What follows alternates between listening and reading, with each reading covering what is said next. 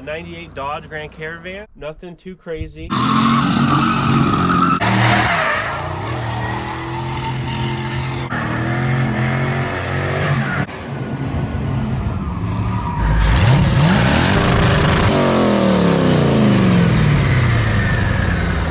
Hey guys, Savage Racing back here, getting to work on the drift van. So last year at Villain Sportsland, our last event of the year, the track bar decided to separate itself from the axle, and my axle moved over like 4 or 5 inches to one side, and yeah, it started revving really bad and not a good thing. What we were using was off of a oval car, and it was adjustable so that you could adjust your height of your track bar for different springs and stuff, but it's made out of aluminum and just definitely not strong enough for what we're doing. So we'll be replacing this with a steel setup, and I believe I have a setup where I can just clamp it to the axle, and then I'll just have to probably remake the track bar for whatever length I need. So this was a J-bar setup. It worked good, but everything that I've used on the van that was aluminum off of this oval car that I got this axle from has broken, so no more aluminum parts. Just broke right there, the weakest spot where the thinnest amount of aluminum was, right on the bolt holes on both sides. And yeah, and if you want to get a close-up on this was a pinion mounted track bar, so it literally just came off the front pinion of the diff, and we'll be going to a different style track bar. So and where does the end bolt to, the other end? So passenger side over here on the frame rail, I have it gusseted here, and it ties into the C notches that I built and this whole tubular setup that I built.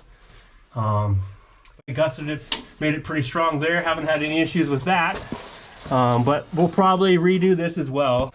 So let's get into it and see what we got to do. You never know until you get into it. And with the new setup, I just want to make it heavy duty and where it's not going to break again. So, but yeah, so just need to take this off and get it up in there and see what we're looking at. All right, so this is the other part I have that I think we'll be using, and it basically just clamps around the axle with these, you know, clamshell style clamps. Clamps around the axle, and you can move this where you want it, and then clamp it down, and then this is where your track bar will connect. Yeah, it should be a lot stronger, and I'll probably also maybe do a little tack weld on the axle just to guarantee it won't pivot or move at all. It's just good insurance, especially for what we're doing with such a heavy rig. Well, now that I got the right tools, or way better tools, we're off to the races. Okay, so I can get the placement right. Just gonna eyeball this. Looks pretty close. Look at this one a little bit more. We gotta see. Okay. Yeah, that's definitely good enough for what we need to get a length on that bar. So our tape measure here, center to center, I call it 28. I mean, maybe 28 1/4 if we're trying to be exact. Call it 28. Let's go ahead and throw a bar over there real quick and make sure that the clearances still look good from what we saw the other day. So over there and there, maybe an inch, 7/8 of an inch gap there, or maybe get an offset time on this side to put it up a little bit. Interesting. If this was shorter, that almost needs to be, I mean, we could put it out longer.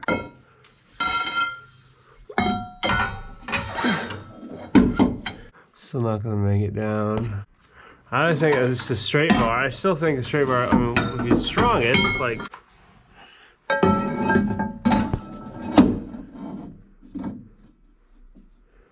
Man, that's almost money. Man, it's just a little too much. If any up travel that way, it's gonna hit. Get this cut, and I'll be right back.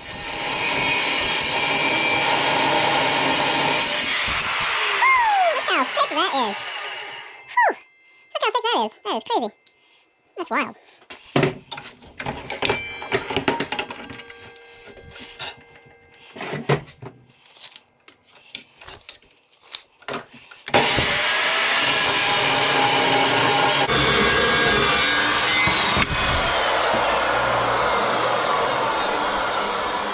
Okay, so do a little bit of gap.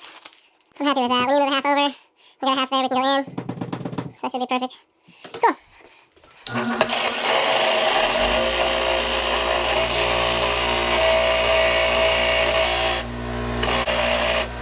Turn it back around.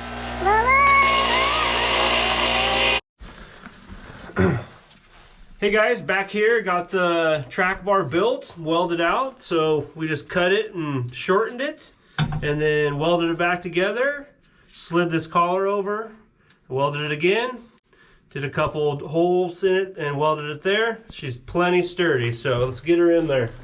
Okay, she'll work though, she will work. So yeah, so hopefully we'll get her in here and hopefully it fits. Should be a relatively simple job since the other day we got the brace bolted up. So yeah, let's get her in there and see what it looks like.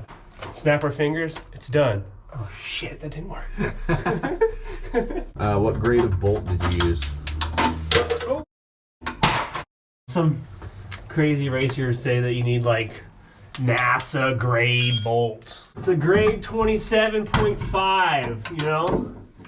NASA doesn't even have this kind of stuff. So we need to ratchet the axle over, or we could technically move this over a tiny bit. So let's get this side attached for the time being.